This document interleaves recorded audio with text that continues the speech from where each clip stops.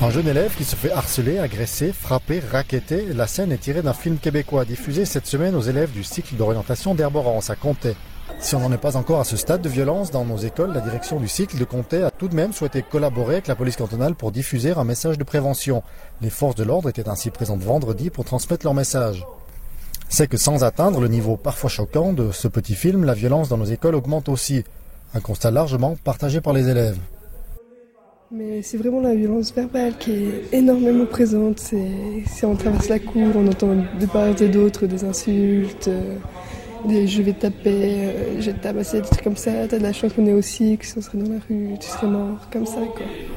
Auprès de la direction du cycle d'orientation, on ne dramatise pas la situation, mais on déplore la banalisation de ces actes violents. Il y a une certaine banalisation de réalité. Je dirais que la violence verbale n'est pas toujours perçue avec les conséquences que cela peut entraîner. La police cantonale est de son côté un peu plus alarmiste. La violence verbale et physique est bien présente auprès des jeunes et il faut agir.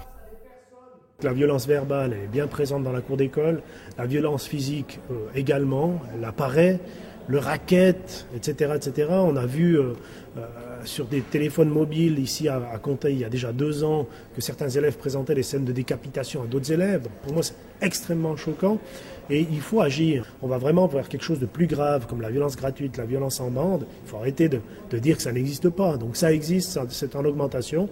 Et puis donc il faut trouver des parades. Principal problème, les jeunes ne sont pas toujours conscients de ce qu'ils risquent. Pour moi, si on n'a pas une bonne communication par rapport à la sanction, comment veut-on que la norme, que la règle de droit joue pleinement son rôle dissuasif ?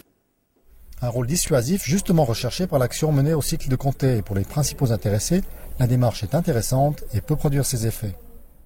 Et oui, ça va changer, je pense que ça va changer quand même beaucoup de choses.